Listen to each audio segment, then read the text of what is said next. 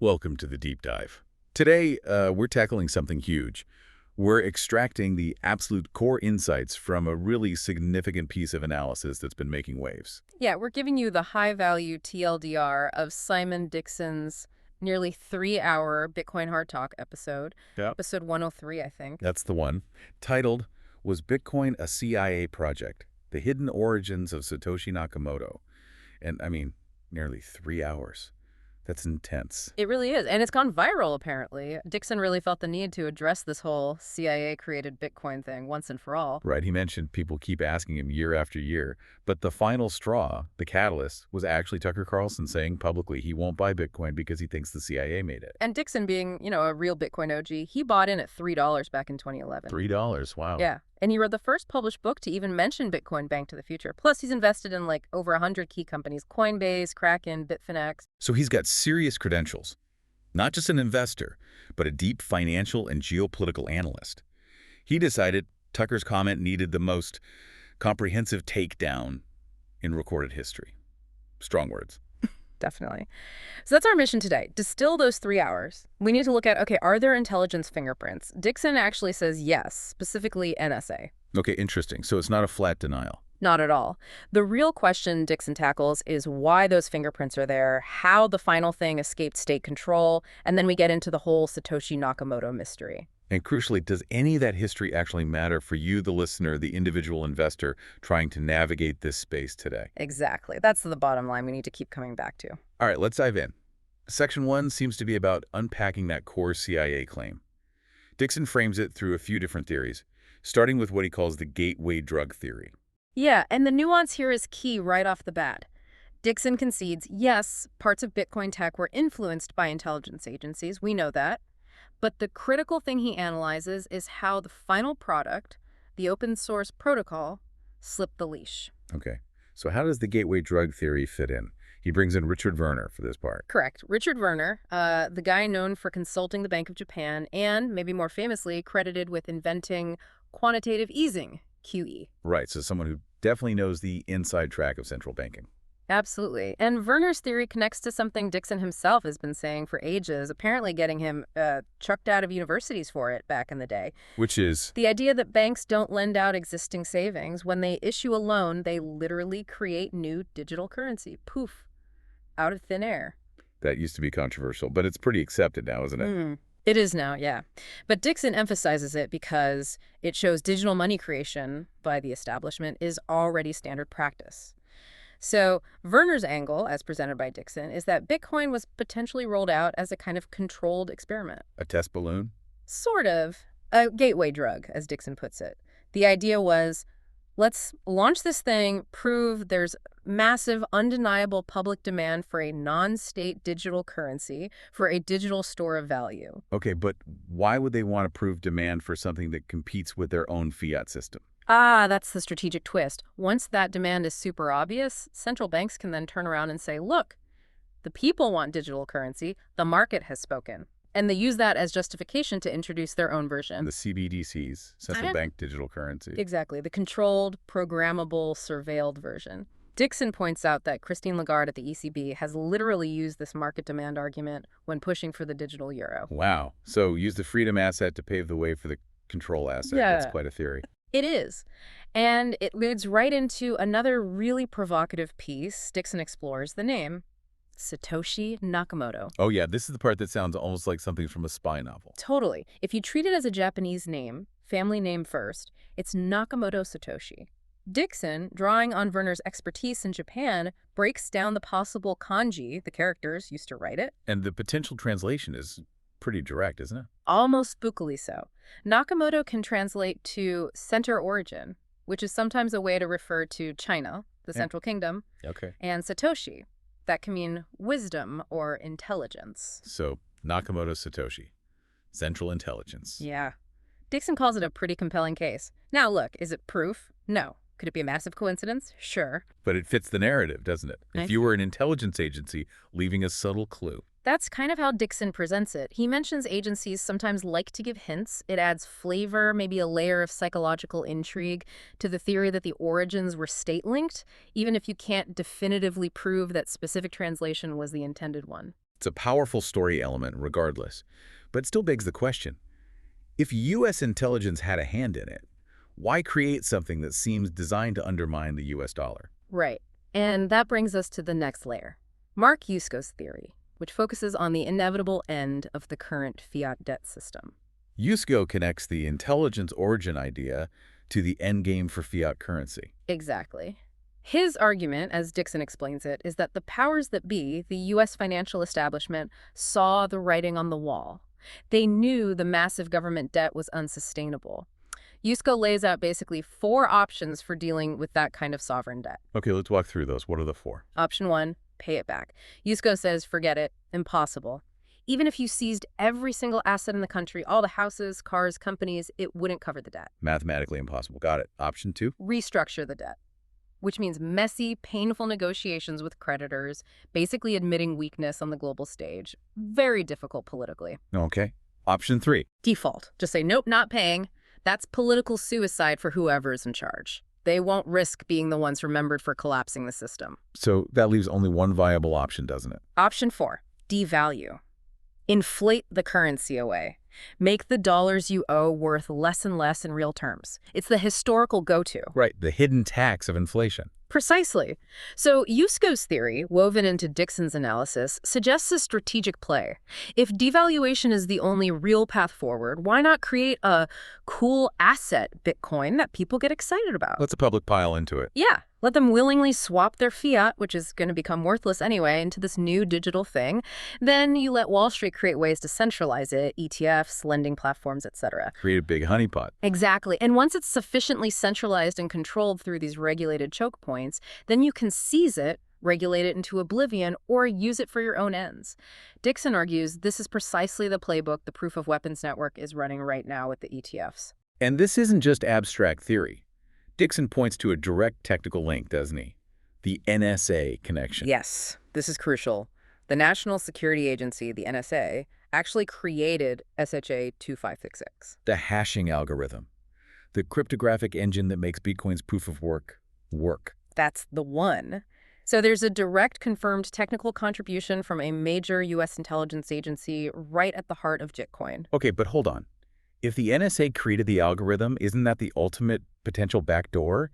Couldn't they have built in some secret weakness they could exploit later? That seems like a huge risk. That is absolutely the core technical question, and Dixon addresses it head-on. Yes, the NSA created SHA 256. It was developed as part of a U.S. government standard for secure hashing, initially for their own data security needs. So it wasn't made for Bitcoin specifically. Correct. But here's the critical counterargument Dixon emphasizes. Bitcoin is open source.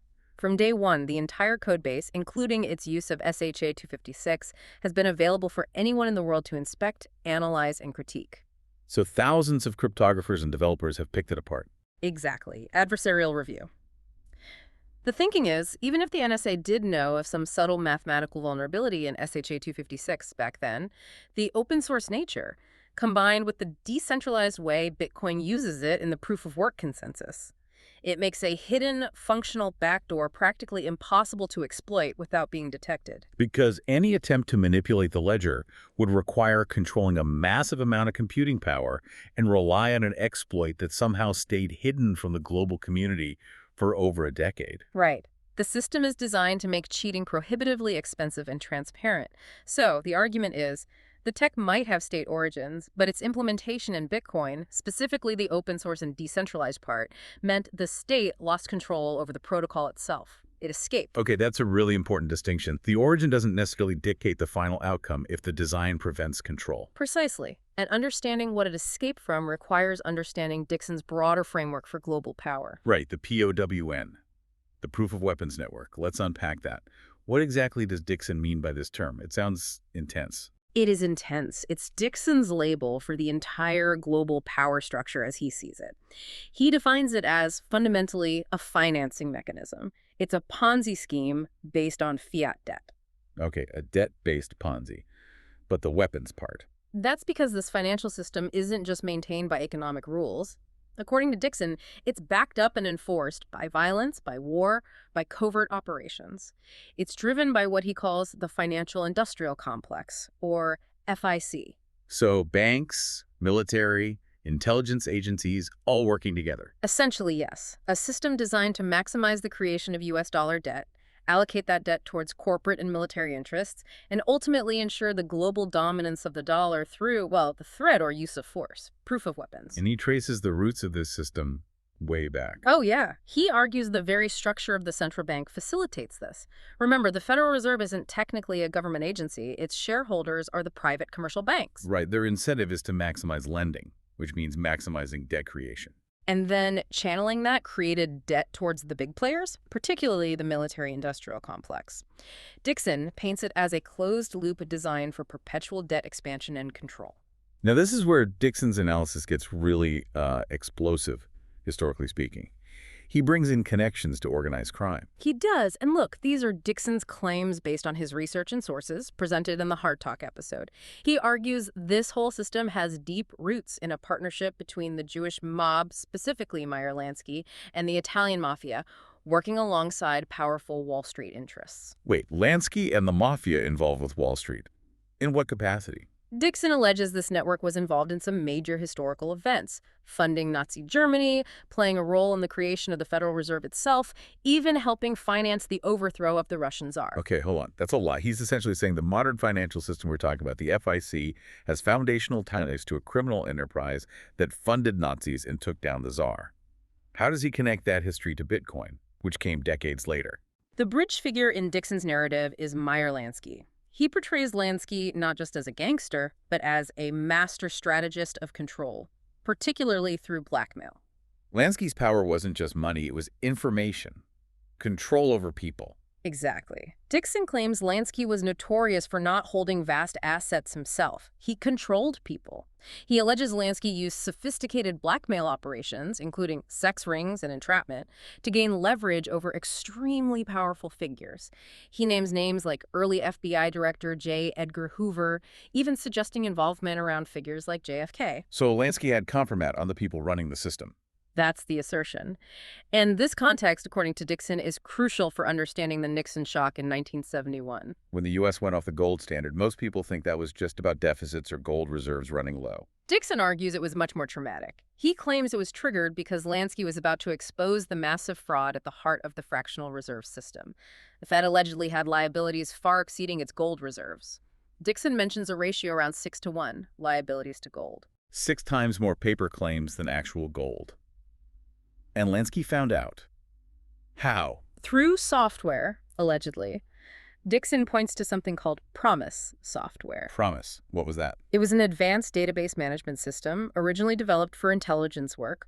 Dixon's narrative suggests Lansky somehow gained access, possibly a backdoor, into the computer systems of the IRS and the Federal Reserve using Promise. And he could see the real books. See the 6-to-1 ratio. Yep, that's the claim.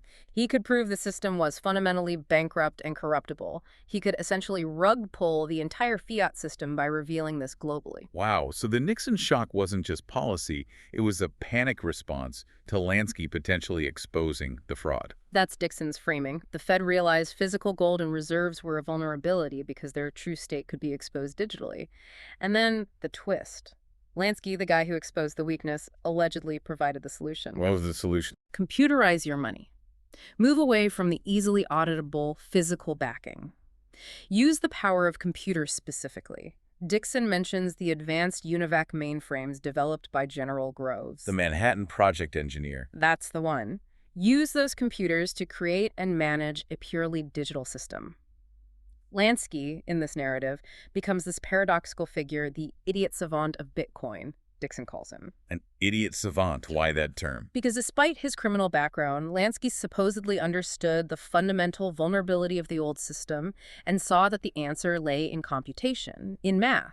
He compelled the powers that be to create a secure digital cash system, not necessarily for freedom, but to stay one step ahead of the corrupt banking establishment he was also fighting against, like the Rothschild-Rockefeller factions. So the move to digital wasn't about progress, it was about control and obscuring the underlying lack of reserves. According to Dixon's analysis, yes.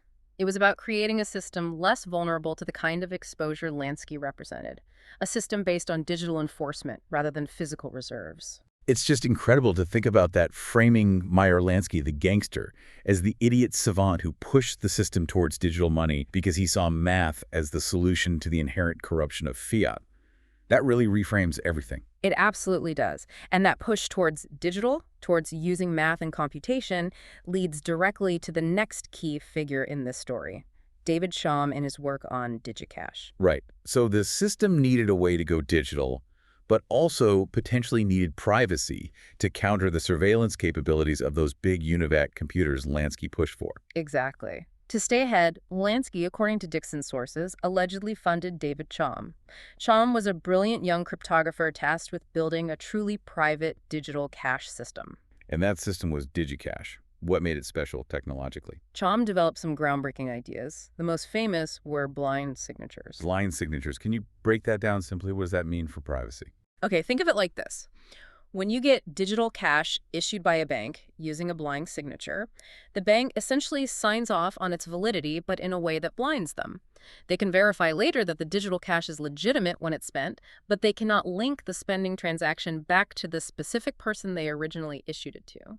So, true anonymity. The bank issues it, but can't track who spends it where. Exactly. It broke the link. Chaum also worked on things like shuffle networks and mixers to further obscure transaction paths. It was technically very advanced for its time. But DigiCash ultimately failed, didn't it? Why?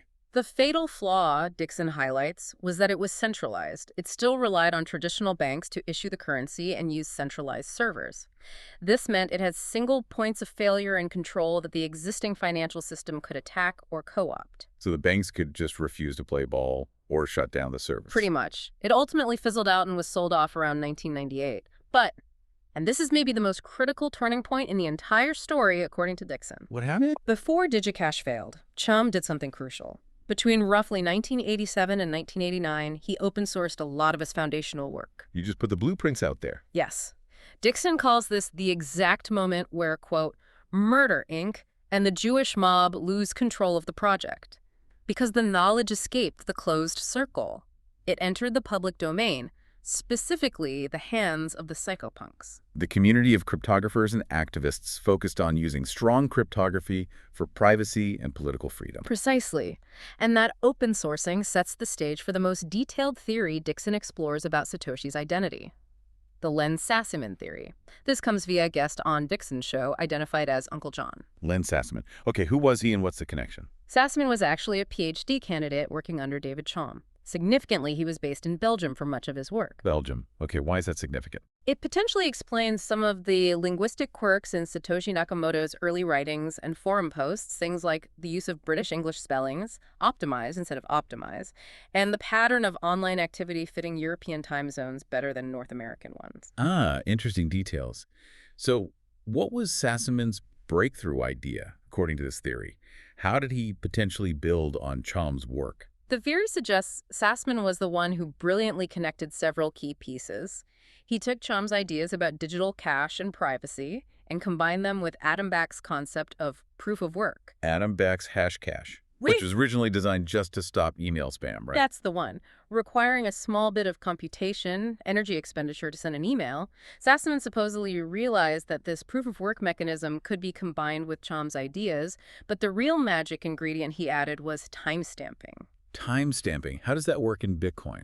By using a regular, predictable time interval, the famous 10-minute block time and linking blocks together cryptographically, Sassaman, or Satoshi, created an immutable, time-ordered, globally agreed-upon ledger. The timestamping, enforced by proof of work, was the key to decentralization. It prevented double spending and removed the need for a central authority like DigiCash had. So, Chaum had the private digital cash idea, Back had the energy cost idea, and Sassaman, allegedly, put them together with timestamping to create the decentralized, immutable ledger. That's the core of the Uncle John Sassaman theory presented by Dixon. It was this specific combination that finally allowed the system to escape state control. And the story around Sassaman gets quite dark towards the end, doesn't it? His death. It does. Len Sassaman died by suicide in 2011. And the timing is starkly coincidental. It was very shortly after the last known public communications from Satoshi Nakamoto. Which naturally fuels speculation. Hugely. Dixon doesn't shy away from exploring the possibility, however small, that Sassaman might have been taken out. He notes Sassaman had a history of activism and had apparently been visited or questioned by federal agents in the past due to his work in cryptography and cypherpunk circles. So the idea is he released this world-changing technology and perhaps paid the ultimate price. Adds a very dramatic, high-stakes element to the origin story. It really does. It grounds the narrative in the real dangers faced by early digital privacy advocates. But Dixon, being an analyst, doesn't just leave it there. He immediately presents strong counter-arguments against the Sassaman theory. Okay, so what are the main reasons to doubt Sassaman was Satoshi? There are several big ones. First, Sassaman's public statements about Bitcoin were overwhelmingly negative. He wasn't just neutral, he actively criticized it. Dixon mentions Sassaman called Bitcoin bunk and a fail, pointing out perceived security weaknesses. Could that have been misdirection, trying to distance himself? It's possible, Dixon concedes, a strategy to throw people off. But he also notes the criticism seemed quite genuine, deep, and so dismissive of Bitcoin's potential. It wasn't just nitpicking, it sounded like fundamental disagreement. Okay, what else? Second, the huge elephant in the room, the missing 1 million Bitcoin.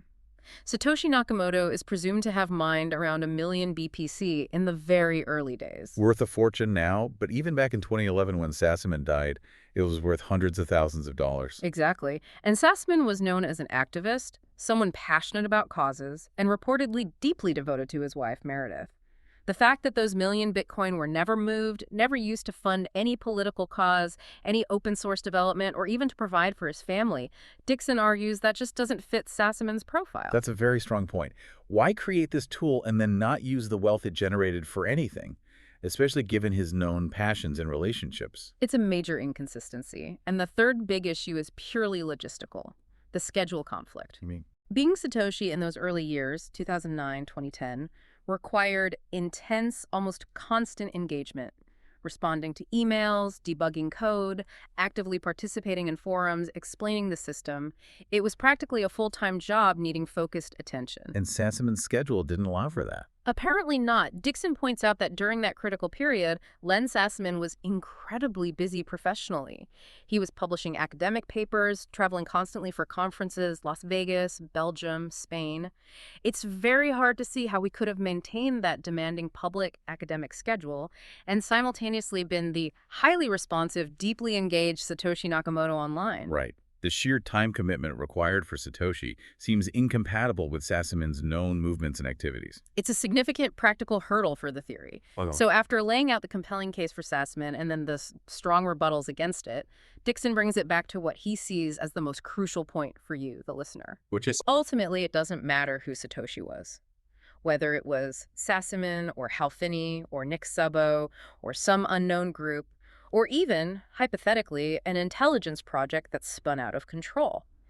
The identity of the creator is irrelevant to how Bitcoin functions today. Because of the design itself. Exactly. It's open source code. Anyone can view it. It runs on a globally distributed network of nodes.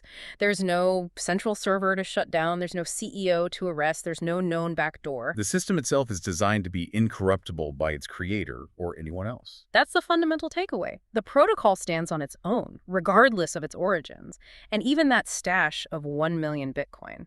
Yusufo's point, echoed by Dixon, is that if they ever moved, it would just be a big sell-off, a one-time supply shock. It would crash the price temporarily, maybe significantly. Yeah, it would mean cheaper Bitcoin for everyone else accumulating, but it wouldn't break the protocol, it wouldn't change the rules of the network. The system escaped its creators, whoever they were. Okay, so the code escaped. The protocol is sound, decentralized, resistant to control by its creator or the state, regardless of who that was. But Dixon argues the fight isn't over, right? The POWN, the Proof of Weapons Network, hasn't just given up. Not by a long shot. Dixon argues we've now entered the next phase, the Wall Street attack phase. The POWN couldn't stop the protocol, so now they're trying to control it indirectly by controlling the users and centralizing the assets. How are they doing that? This connects directly to things happening right now, like the ETFs. Absolutely. This is where all the historical context becomes immediately relevant to your investment decisions today. Dixon calls it a massive consolidation scheme. The goal is to lure Bitcoin out of self-custody and into centralized honeypots controlled by traditional finance. And the main players leading this charge. He points directly at firms like BlackRock, calling them the modern equivalent of the American East India Company, a powerful corporate entity acting almost like an arm of the state. They aren't trying to hack Bitcoin. They're using familiar, seemingly benign financial tools. Like the ETFs, exchange-traded funds. Exactly, and pension funds. They market these products as the logical, easy, tax-efficient way to get Bitcoin exposure. They make the slightly more complex but crucial step of self-custody seem unnecessary or even risky for the average person. So they convince millions of people to hold their Bitcoin IOUs through these regulated Wall Street vehicles. How does that become a weapon, a financial weapon of mass destruction, an FWMD, as Dixon puts it? It centralizes control. When BlackRock holds trillions of dollars worth of actual Bitcoin backing their ETF shares, they gain enormous power over the entire ecosystem. They get voting rights and protocol decisions, influence over mining companies through investment, control over custodians. They become the biggest whale, dictating terms. Precisely. They create this giant, centralized pool of Bitcoin, the honeypot. And once that pool is big enough, it becomes a target. They can then influence regulators to impose rules on that pool or use the leverage it provides to create complex financial derivatives designed to manipulate the price or seize assets. And the traditional banks, who were initially hostile to Bitcoin, are now playing along. Dixon mentioned JP Morgan. Yeah, JP Morgan and others are now offering loans against the Bitcoin ETF shares. The sales pitch is tempting. Don't sell your Bitcoin, just borrow against it. Get liquidity without triggering taxes. But it's a trap. Dixon argues it's a classic leverage trap. It draws people back into the debt system and creates a huge margin market built on top of Bitcoin. These markets are notoriously vulnerable to engineered flash crashes, margin calls, and forced liquidations, allowing the lenders to seize the underlying collateral, the Bitcoin. He mentioned Celsius as a kind of test run for this. Yeah, he frames the collapse of Celsius and similar centralized crypto lenders as a beta test. He even notes alleged connections between Celsius and Israeli intelligence, suggesting these failures might have been observed or even influenced to study how to break centralized crypto systems and seize assets effectively. Wow. Okay, so there's the financial attack, centralize the assets, but Dixon also talks about a parallel technological attack involving what he calls the technical industrial complex, or TIC. Right. The financial industrial complex, FIC, needs the TIC to build the surveillance infrastructure for the final stage of control. Where did the TIC come from? Dixon traces its origins back to DARPA, the Defense Research Agency. DARPA developed key technologies, which were then handed off to specific, chosen entrepreneurs. He names people like the PayPal Mafia, Peter Thiel, Elon Musk, to build out the commercial surveillance state. And we see the results today. Absolutely. Companies like Palantir providing AI surveillance tools, the potential transformation of platforms like X, formerly Twitter, into digital identity systems linked to social credit scores. And crucially, the push for controlled digital currencies like stablecoins. The safe, regulated alternatives to Bitcoin. Exactly. And Dixon points out that the companies behind some of the biggest stablecoins and corporate blockchains, he mentions Tether, Ripple Labs, Coinbase, are actively spending millions on lobbying, even funding things like a new White House ballroom. Buying political influence. That's the clear implication. Buying favor to ensure their centralized, controllable digital assets, stablecoins, tokenized securities become the officially sanctioned digital money, while Bitcoin gets pushed to the fringes or captured within the ETF structure. So it's a pincer movement. Centralize Bitcoin holdings financially, while simultaneously promoting a state-approved digital alternative built on surveillance. Precisely. And all this is playing out against the backdrop of what Dixon sees as the inescapable doom of the fiat system. The massive debt load requires devaluation. Governments are basically forced to inflate the currency away. Yes. Through fiscal dominance, massive government spending funded by money printing, and even things like tariffs, which Dixon notes were part of Trump's policy, ultimately force inflation onto the public. Which benefits asset holders and hurts wage earners and savors the K-shaped recovery. Exactly. It maintains the system where the rich get richer off asset inflation, while the poor and middle class get poorer through the declining purchasing power of the currency they earn and save. And the endgame Dixon paints is pretty bleak. It's the full Orwellian nightmare, basically. 1984, programmable money CBDCs are controlled stablecoins tightly integrated with a digital identity and a social credit score. Your ability to transact could be switched on or off based on your compliance. It might even be linked to Universal Basic Income, UBI. You get your government handout, but only if you behave. Total control, enforced through the money itself. That's the ultimate vision of the POWN as Dixon lays it out. So, facing this complex, multi-pronged attack rooted in decades of history, What's the defense strategy? How does the individual fight back?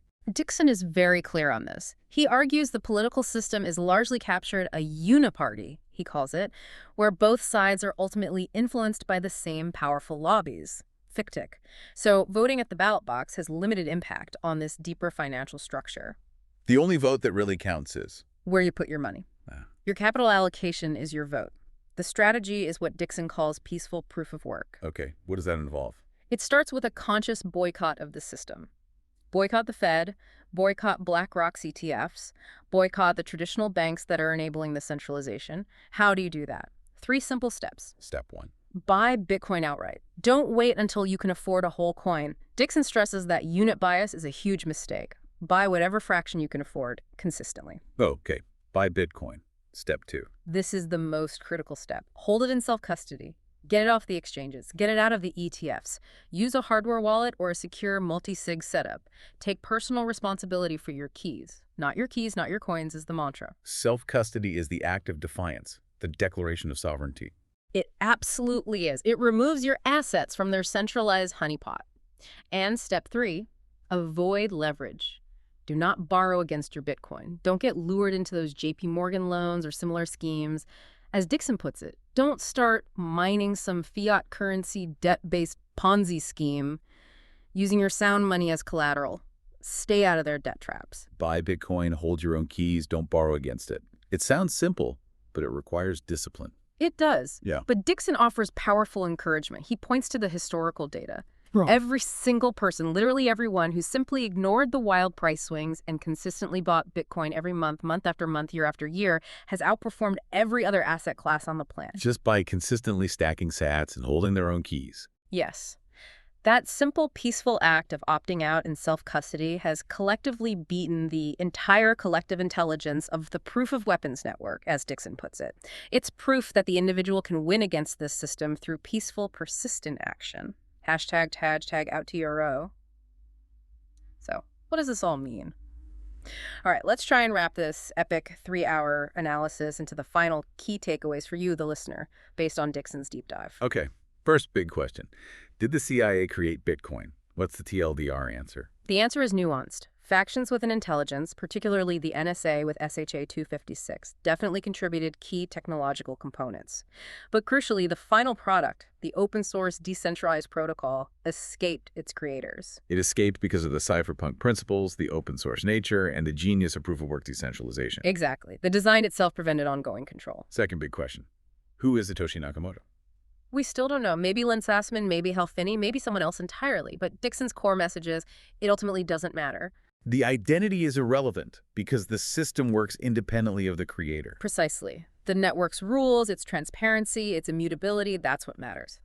No creator, no agency, no state can secretly corrupt the protocol now. Okay. And Dixon has a pretty stark warning about the near future. Yeah, he emphasizes that the next 5 years are critical. He says we'll see 200 years of change packed into that short period, driven by AI acceleration, the inevitable fiat collapse. The old financial rules just don't apply anymore. So this window right now is potentially the most crucial time in generations to build wealth and secure financial sovereignty outside of that collapsing BOWN structure. That's his urgent message. This isn't just theoretical, it's about actionable strategy in a rapidly changing world. And he leaves us with one final, really provocative thought to chew on. He does. It connects back to Lansky and Sassyman. Dixon argues that by creating truly immutable non-state money, we had their heads. Meaning, the very system that Lansky perhaps inadvertently kicked off in his fight against the old banking powers, the system that Sassyman, or whoever Satoshi was arguably completed, that system, Bitcoin, now provides the tools for individuals to penalize the current financial powers, the POWN. How? Through proof of work and self-custody. Yes.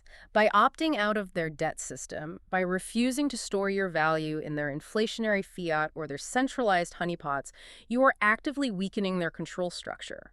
Your personal act of buying Bitcoin and taking self-custody is, in Dixon's view, your personal declaration of financial independence. It's your peaceful weapon against the POWN. So recognize the traps the ETFs promising ease, the loans offering liquidity, see them for the centralization mechanisms they are, and choose the path of sovereignty, even if it requires a bit more effort. That's the essence of it. That's the real power embedded in Bitcoin's escape story, according to Simon Dixon's analysis. It's not just history, it's a present-day strategy for freedom.